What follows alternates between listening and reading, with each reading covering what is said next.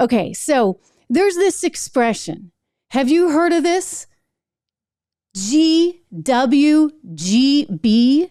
If you don't know it, you need to know. I'm guessing you know it. Anyway, it's a brand new expression for some people. It just got entered into the Urban Dictionary.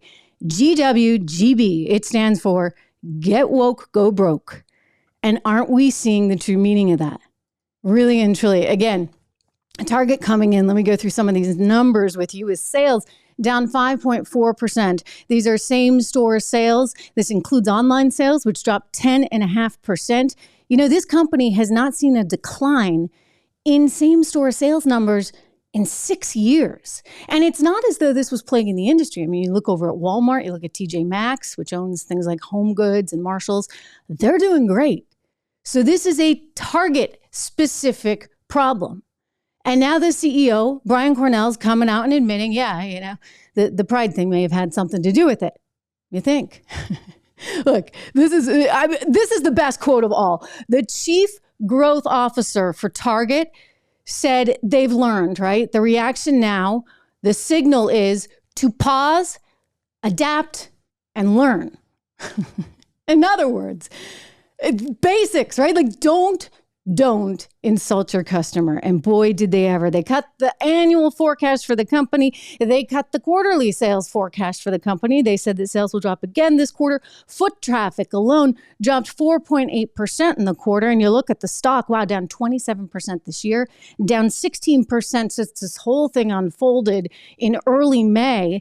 And though the company saw a little bit of recovery in today's market because it's been down for so long, maybe people are like relieved. Brian Cornell, the CEO, finally admitted maybe this had something to do with the pride stuff. Maybe they've learned their lesson. Well, this stock is still struggling. And I'll tell you this, no one on Wall Street was willing to talk about this. We talked about it here. I made the comparison of Anheuser-Busch. I said, this company is going to go the way of AB InBev. It's going to have a really hard time.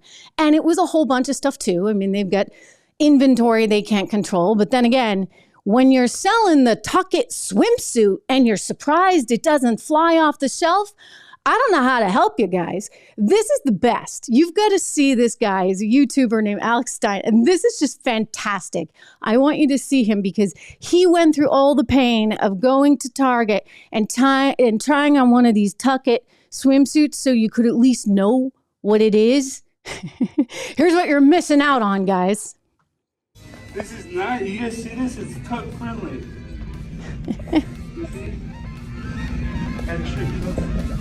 Extra coverage, Alex says. If you're listening on Apple Podcasts, we are watching Alex Stein. We're at Target, checking out their tuck friendly Pride collection. That's right, guys. Extra crotch coverage, tuck friendly construction. Thank you, Target. No, it is. So he's giving it a shot. It says it's got extra crotch coverage. Alex wants to make sure. Construction, okay. Well, let's see how tuck friendly it is. Let's see how tuck friendly it is. Tuck friendly. Apparently so. It's nice to do. Let's come in. I love the tuck friendly bathing suit. They hide all of it. He's talking to employees now. He's getting a good laugh out of everybody because people realize, this is kind of funny. He's a full-grown adult male, and he's wearing a rainbow swimsuit that was really designed for a woman, but it's tuck friendly. It's tuck friendly, so all good. He's just making sure it's tuck friendly. It's really, really, really funny stuff. You got to check it out. I'm going to fast forward here to a little bit of the end because he does this great scene where he starts running just to prove how tuck friendly it is. Indeed. There you go. Look at that. You can do pretty much anything in it. Anyway, this is the problem, right? This is the problem. They were sort of force feeding this, and that wasn't the worst of it. I want to show you some other things because remember the Satanic designer? If you don't remember this, let me refresh your memory. So Target came under fire because it had this whole Pride collection, right, with onesies and stuff. And it wasn't really that I think bothered people as much as maybe the Tuck It swimsuit. And also, well, they had a designer who wound up designing for them some of these onesies and stuff. But it just happened to be somebody who also designed Satanic clothing. Kid you not. So here we go. Satanic clothing, Satan respects pronouns T. That was one of the things that this particular designer, that would be Eric Carnell, who was originally, I believe, I don't want to get this wrong, like born female. But anyway, Eric Carnell said he's not a Satanist, but yes, apparently had a whole clothing line about Satan respecting pronouns. So you do with that, I guess, what you want.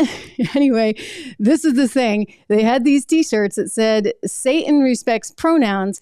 And then it went further, guys. It said, quote, Satan loves you, respects who you are. You're important and valuable in this world. You deserve to be treated with respect and love, blah, blah, blah, blah, blah.